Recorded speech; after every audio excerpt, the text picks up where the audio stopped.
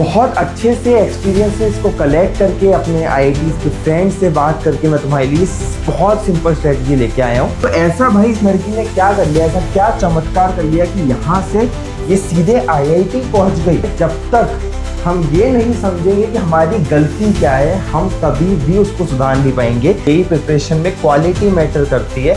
आप अगर 1000 क्वेश्चन लगाते हो बट उसमें कोई पैटर्न को आइडेंटिफाई नहीं करते हो तो कोई चांसेस नहीं है कि आप इससे एक अच्छा आउटपुट निकालोगे। 6 महीने में तो पूरा सिलेबस कवर कर सकते हो। मतलब अगर अभी अप्रैल चल रहा है तो मई, जून, जुलाई, अगस्त, सितंबर, अक्टूबर, मतलब अक्टूबर तक तुम सिलेबस कंप्लीट करने की प्रोबेबिलिटी बहुत ज़्यादा है। अभी फोकस ये होना चाहिए जुलाई तक बैकलॉग, नवंबर तक सिलेबस खत्म और 2 रिवीजन होने चाहिए जैन अटेम्प्ट से पहले। इतना भी कर लोगे मेरे भाई तो सिलेक्शन गारंटीड है। ये जो आजकल तुम फैसिनेट होते रहते हो 99 परसेंटाइल से, इतना करने से भाई मेरे आ जाएगी। ऐसा क्या किया जाए एक साल में कि जेई 2026 में तुम आईआईटीएन बन जाओ? इसका जवाब तुम्हें दूंगा बट सबसे पहले तुम्हारे को एक स्टोरी बताता हूँ मेरी एक बैचमेट की, जिसका 2017 में एंड होते होते 11th पूरा वेस्ट हो गया था एंड 2018 में वो आईआईटी पहुंची। एंड ये सब पॉसिबल हुआ सिर्फ एक साल में, सिर्फ एक साल में पॉसिबल हुआ। एंड कैसे हुआ मैं तुम्हें पहले ये बात एक सिचुएशन बताता हूँ। उसने मुझे बताया कि उसके लास्ट टेस्ट में फिजिक्स में -3 मार्क्स थे, केमिस्ट्री में 16 मार्क्स थे और मैथ्स में 16 मार्क्स थे, क्योंकि बहुत ही डिप्रेस स्टेट थी, बिल्कुल कुछ उसको समझ नहीं आता था। 11th में पूरा 11th बर्बाद था एंड जस्ट बिकॉज कुछ रीजंस थे। एक तो उसको टाइफाइड हुआ जहाँ पे वो एक कोटा की कोचिंग में पढ़ रही थी, वहाँ से वो वापस आ गई। 2-3 महीने ऐसे बर्बाद हो गए, फिर डिमोटिवेशन आया, फिर सिलेबस का बहुत ज़्यादा प्रेशर आया। तो ऐसा भाई इस लड़की ने क्या कर लिया, ऐसा क्या चमत्कार कर लिया कि यहाँ से ये सीधे आईआईटी पहुँच गई सिर्फ एक साल में। बेसिकली क्या इसने किया इसकी, जब ये अपने होम टाउन वापस आई, इसने वहाँ एक लोकल कोचिंग ज्वाइन करी एंड वहाँ पे इसने एक स्कॉलरशिप टेस्ट दिया। एंड स्कॉलरशिप टेस्ट में एक अच्छी बात थी उस कोचिंग की, वो कॉन्सेप्चुअल क्वेश्चन पूछते थे एंड उस कॉन्सेप्चुअल क्वेश्चन ने इसने बहुत अच्छा किया, इसको अच्छी फीस की स्कॉलरशिप मिली। तो भाई टीचर्स ने समझा कि भाई तुम्हारी अच्छी परफॉर्मेंस है। तो ऐसा क्या हुआ, फिर इसने इसके मिस्टेक्स बताए, रीजंस बताए, तो इसको तुरंत कुछ टॉपर से मिलाया गया। जो उस समय रिजल्ट आया था, इसने एक बच्चे से बात करी जो आईआईटी दिल्ली पहुंचा था 1 साल का ड्रॉप लेके, एंड ड्रॉपर का माइंडसेट समझ के इसने फिर से फुल मोटिवेशन से पढ़ाई स्टार्ट की, एक अच्छा टाइम टेबल बनाया, बैकलॉग्स कवर किए। एंड रीज़न ये हुआ कि विद टाइम मार्क्स का जो ग्राफ था वो ऐसे ऊपर जाता गया, कॉन्फिडेंस बढ़ता गया और ये पहुंच गई भाई आईआईटी में। Currently she is working in a good MNC. तो अगर ये कर सकती है तो तुम क्यों नहीं कर सकते हो? तो पूरा रोड मैप बताने वाला हूँ। चाहे तुम 11th को वेस्ट करके आए हो कोई दिक्कत नहीं है, या फिर तुम ड्रॉप ले रहे हो, तुम्हारा जेई 2026 की क्या स्ट्रेटेजी होनी चाहिए जो तुम्हें सीधे एक आईआईटी कॉलेज में पहुंचा दे, या फिर वर्स्ट केस में भी तुम एक एनआईटी कॉलेज पहुंच जाओ। इसकी क्या स्ट्रेटेजी होगी वो पॉइंट बाय पॉइंट तुम्हें समझाने वाला हूँ। प्लीज़ एंड तक देखना। बहुत अच्छे से एक्सपीरियंसेस को कलेक्ट करके अपने आईआईटीज़ के फ्रेंड्स से बात करके मैं तुम्हारे लिए बहुत सिंपल स्ट्रेटजी लेके आया हूँ। बट उससे पहले कुछ चीज़ों को समझते हैं। तुम मैथ्स के बच्चे हो तो तुम्हें मैथ्स से सबसे पहले ये समझाता हूँ कि एक साल में क्या सच्ची में मैथमेटिकली भी पॉसिबल है या नहीं, वो तुम्हें समझाता हूँ। देखो बहुत ध्यान से समझना। टोटल चैप्टर्स अराउंड 70 हैं, ठीक है। कुछ लोग 80 बोलते हैं, 85 बोलते हैं, बट ब्रॉड जो चैप्टर्स हैं लगभग 70 चैप्टर है। पर चैप्टर आपको 20 घंटे लगते हैं एक प्रॉपर डेडिकेटेड लेक्चर्स देखने में, ठीक है। अगर मतलब डेली अगर 2 आवर का लेक्चर होता है तो बहुत बार ऑन एन एवरेज 10 दिन में एक चैप्टर खत्म होता है। तो 20 घंटे तो भाई साहब आपको लग गए चैप्टर को खत्म करने में। फिर डेडिकेटेड 6 आवर्स की आपको प्रैक्टिस लगती है अराउंड 100 के आसपास क्वेश्चंस को कवर करने की। तो जब हम ये 26 × 70 करते हैं तो हमारे को 1820 आवर्स आते हैं। इतने घंटे आपको पूरा सिलेबस खत्म करने के लिए लगते हैं।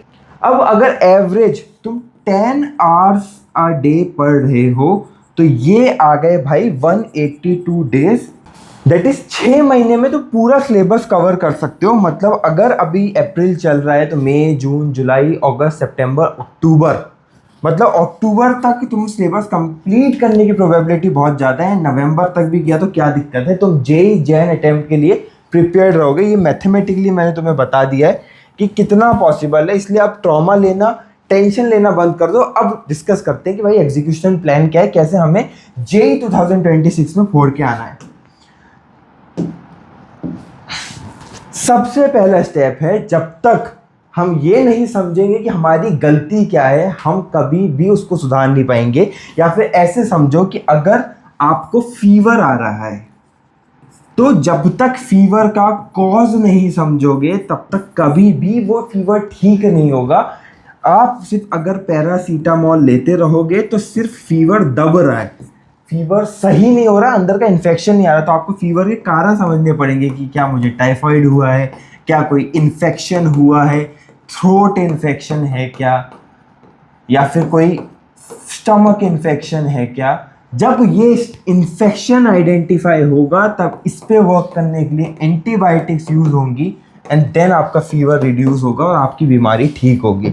यही सिमिलर तरीके से अगर आपका 11th वेस्टेड है तो ये वेस्टेड 11th तभी सुधरेगा जब आपको रीजंस पता चलेंगे। कुछ कॉमन रीजंस हो सकते हैं कि भाई बहुत डिस्ट्रैक्शंस हो गया, मैं पढ़ ही नहीं पाया ढंग से, अब मुझे रियलाइजेशन हुआ, अब मैं पढ़ सकता हूँ, ये डिस्ट्रैक्शंस को एलिमिनेट कर सकता हूँ।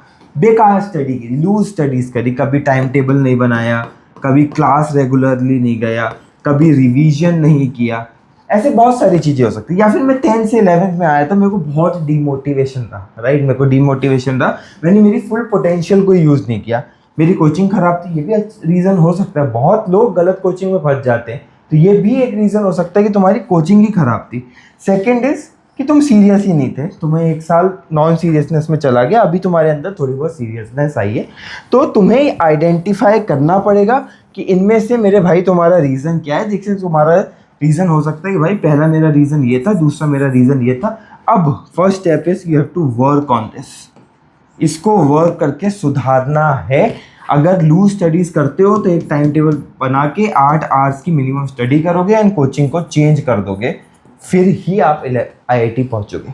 तो ये रीजंस को फिगर आउट करना है। अभी इस वीडियो के बाद सबसे पहले आंख बंद करके ये रीजंस को फिगर आउट करना है आपको मेरे भाई, एंड उस रीजंस पे वर्क करके अपनी फर्स्ट स्टेप की स्ट्रेटेजी स्टार्ट करनी है। अब इसके अलावा तुम्हें कुछ पॉइंटर्स बताता हूँ, बहुत ध्यान से सुनना, जो तुम्हें जेई को क्रैक करने में बहुत ज़्यादा हेल्प करेंगे। सबसे पहला पॉइंटर है कि तुम्हें एक बहुत ही ज़्यादा स्ट्रिक्ट टाइम टेबल फॉलो करना है। टाइम टेबल भी बताऊंगा, बट सबसे बड़ा स्टेप यही है कि भाई आपको टाइम टेबल फॉलो करना पड़ेगा।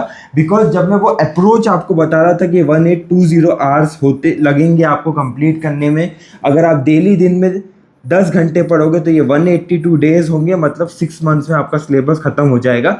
अब इस बात को समझो कि ये 10 आवर पर डे जो मैंने लिखा है ये ठीक कब होगा, ये तभी हो पाएगा जब आपके पास मेरे भाई एक टाइम टेबल होगा जिसमें सब चीज़ें फिक्स होंगी। टाइम टेबल टेम्पलेट भी इधर है मेरे पास, तो मैं बताऊंगा कि क्या टाइम टेबल टेम्पलेट रखनी है, बट एक स्ट्रिक्ट टाइम टेबल सबसे ज़्यादा ज़रूरी है। मैंने पिछली टाइम टेबल वाली वीडियो में भी बोला था कि मैंने मेरे IIT की 10 फ्रेंड से पूछा कि भाई तुम क्या टाइम टेबल बनाते थे, तो 10 में से 8 लोगों ने बोला कि हाँ, मोर और लेस हमारे पास एक टाइम टेबल हमेशा रहता था, है ना, उसके अकॉर्डिंग ही पढ़ाई करते थे। जब भाई इतने सारे IITians बोल रहे हैं, मैं खुद IITian हूँ, मैं खुद एक बहुत स्ट्रिक्ट टाइम टेबल फॉलो करता था, तो तुम कोई एक्सेप्शन नहीं हो। अगर 80% लोग बोल रहे हैं कि टाइम टेबल ही हेल्पफुल होता है, तो तुम्हें भी ये अपनाना ही पड़ेगा, तभी चीज़ें सुधरेंगी। अब एक टाइम टेबल टेम्पलेट तुम्हें देता हूँ। देखो, तो पहली चीज़, तुम्हारी कोचिंग में 4 घंटे जाएंगे, मोर और लेस सारी कोचिंग में 4 घंटे जाते हैं। फिर एक तुम्हारे पास स्लॉट होना चाहिए 6 घंटे का सेल्फ स्टडी का। अब ये जो 6 आवर का तुम्हारा सेल्फ स्टडी का स्लॉट है, इसका ब्रेकेज कैसा होना चाहिए कि 1.5 आवर तो भाई साहब आपको थ्योरी प्रैक्टिस करनी है, that is half an hour पर चैप्टर आपको थ्योरी प्रैक्टिस करनी है। देन क्वेश्चन प्रैक्टिस करनी है 2.5 घंटे, अराउंड 45 मिनट्स के लेकर 1 घंटे तक पर सब्जेक्ट क्वेश्चन प्रैक्टिस होगी। जिसमें वीकनेस ज़्यादा है उसको थोड़ा ज़्यादा टाइम दे दिया, जिसमें कम वीकनेस है उसको कम टाइम दे दिया। एंड यहाँ भी पर चैप्टर नहीं, पर सब्जेक्ट की बात कर रहा था मैं। एंड फाइनली, अगर आपके बैकलॉग्स है तो 2 घंटे बैकलॉग्स को डेली देने हैं सेल्फ स्टडी में से, या फिर आपको रिवीजन में देने हैं। अगर बैकलॉग्स नहीं है बट रिवीजन अच्छा नहीं हो रखा है तो रिवीजन्स में आपको देने। ये टेम्पलेट को आपको फॉलो करना है फॉर जेई 2026। ये बहुत अच्छे से इंश्योर कर देंगे कि यहाँ पे आपका नया सिलेबस स्टार्ट हो गया, यहाँ उसकी अच्छे से स्टडी हो रही है, यहाँ पुराने पाप भी धुलते जा रहे हैं। इस टाइम टेबल को तुम कैसे भी अपने अकॉर्डिंग मोल्ड करो, मुझे नहीं पता, इतने स्मार्ट स्टूडेंट हो, इतने बड़े हो गए, इतना समझना चाहिए। मोटा मोटा ये चाहिए, इसको कैसे तुम्हारे टाइम टेबल में तुम्हें बिठाना है वो तुम देख लो। अब जो स्टेप 2 है that is quality is always over quantity. देखो बहुत सारे बच्चे, मैं तुम्हें बता रहा हूँ, जो अभी भी 50 चीज़ों को करना चाहेंगे, they want to do 50 different things but they will never be good in 5 things only। वहीं कुछ बच्चे होंगे जो सिर्फ 10 चीज़ें करेंगे बट मेक श्योर करेंगे कि ये 10 में से 8 चीज़ों में वो बहुत ज़्यादा अच्छे हों। दिस इज़ द रीज़न कि क्वालिटी ओवर क्वांटिटी बहुत ज़्यादा नीडेड है जेई में। बहुत बच्चे आप देखोगे कि मॉड्यूल भी लगाएंगे, देन डीपीपी भी लगाएंगे, देन रेफरेंस बुक्स लगाएंगे 4 तरह की, फिर PYQ की 3-4 बुक लगाएंगे, फिर मॉडल पेपर लगाएंगे, फिर और जो महान लोग होते हैं इरोडोव वगैरह लगाएंगे, या फिर बड़ी बड़ी SN लोनी, यानी कौन कौन सी किताब लगाएंगे। एंड ये IIT जो छोड़ो NIT भी नहीं जा पाते। ऐसा क्यों? Because they always prefer quantity over quality. But ऐसा नहीं है, जेई प्रिपरेशन में क्वालिटी मैटर करती है। आप अगर 1000 क्वेश्चन लगाते हो बट उसमें कोई पैटर्न को आइडेंटिफाई नहीं करते हो तो कोई चांसेस नहीं है कि आप इससे एक अच्छा आउटपुट निकालोगे। बेटर इज कि आप पर चैप्टर सिर्फ 100 to 150 क्वेश्चंस लगाएं, बट आप एक पैटर्न बनाएं, एक अच्छी प्रैक्टिस करें और माइंड मेकअप करें, ताकि इससे सिमिलर जब कोई सवाल आ रहा है तो तुम कर सकते हो। ये ज़्यादा बेटर है। इसलिए थंब रूल यही होना चाहिए आपका कि आप हमेशा क्वालिटी अबव क्वांटिटी करो। मेरा सजेशन यही है कि सबसे पहले मॉड्यूल्स करने चाहिए, फिर डेली प्रैक्टिस के लिए डीपीपी करनी चाहिए, फिर रिवीजन में आप कोई रेफरेंस बुक लगा सकते हो, एंड पर सब्जेक्ट सिर्फ एक रेफरेंस बुक होनी चाहिए। इससे ज़्यादा की कोई नीड नहीं है। इसके अलावा जितना भी टाइम बच रहा है ब्रह्मास्त्र को यूज़ करना चाहिए, दैट इज़ PYQ। ये बहुत बड़ा रिसोर्स है, लोग इसको सिर्फ एंड में करते हैं, आपको स्टार्टिंग से करना चाहिए। PYQ ही बताएंगे कि एग्जाम में एक्चुअल पेपर में कैसे क्वेश्चंस आते हैं, और वैसे क्वेश्चंस अटैम्प्ट करोगे तो ही चांसेस बढ़ेंगे विनिंग के। एंड इस पॉइंट 2 में एक और पॉइंट बहुत ज़्यादा इंपॉर्टेंट है, वो है मेरे भाई कि वीकली एक टेस्ट देना बहुत ज़रूरी है। अगर अभी तक टेस्ट नहीं दिया है, अब देना शुरू करना ही करना है। वीकली आपको एक टेस्ट ज़रूर देना है। लगभग 7 महीने बचे हैं। अगर 4 टेस्ट दोगे वीकली तो भी शायद 28-30 टेस्ट दे पाओगे, और इतने टेस्ट भी अगर नहीं दोगे तो प्रिपरेशन में गलतियां नहीं समझेंगी। देखो, preparation is always divided into 2 part. One is कि आप नॉर्मल प्रिपेयर कर रहे हो, स्टडी कर रहे हो, एंड सेकेंड इज़ कि आप एनालाइज कर रहे हो कि आपने गलती क्या की। ये पास्ट सिर्फ आपके टेस्ट से होता है, तो टेस्ट आप बहुत इंपॉर्टेंट है। एक रूल गांठ बांध के बैठ लो, बहुत सारे बच्चों से आगे होगे अगर आप ये भी सिर्फ एक चीज़ को फॉलो कर लेते हो कि एक टेस्ट वीकली देना है और सिर्फ उसका एनालिसिस करना है। ये एनालिसिस अपने आप तुम्हें चीज़ें दिखाता जाएगा, रोड्स दिखाता जाएगा, रोड मैप देता जाएगा कि क्या सही है, क्या गलत है, कहाँ तुम गलतियाँ कर रहे हो, और तुम बेटर होते जाओगे। प्लीज़ एक टेस्ट पर वीक तुम्हें देना ही देना है। एंड इसके साथ साथ पर चैप्टर का जो थंब रूल है दैट इज 100 क्वेश्चंस लगाने हैं, 50 PYQ लगाने हैं, 150 क्वेश्चंस का आपका सेट रहना चाहिए। सिर्फ ये क्वालिटी एंड क्वांटिटी का आप बैलेंसिंग करोगे। ये कोई भी नहीं बताता यूट्यूब पे इतना सिंप्लीफाई करके। मैंने बहुत सिंप्लीफाई करके तुम्हें बता दिया है कि तुम्हें क्या करना है एक्चुअली विन करने के लिए। अब सिर्फ एक लास्ट पॉइंट पे आ जाते हैं जो बहुत ज़्यादा ज़रूरी है कि तुम्हारे पास सिर्फ 1 साल है। अब चाहे तुम ड्रॉपर हो या फिर तुम 12th में आए और 11 तुम्हारा डिसेंट सा है, ये चीज़ का तुम में से हर किसी को ध्यान रखना है कि तुम्हारा 1 ईयर का रोड मैप कैसा दिखना चाहिए। ये जो कुछ महीने लिखे हैं इसमें चलो तुम्हारे लिए मैं एक और महीना ऐड कर देता हूँ, दैट इज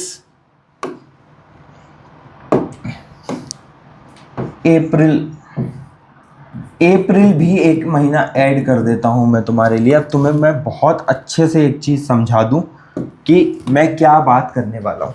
देखो, अभी से जुलाई 25 तक तुम्हारा टारगेट होना चाहिए कि बैकलॉग ओवर हो जाए।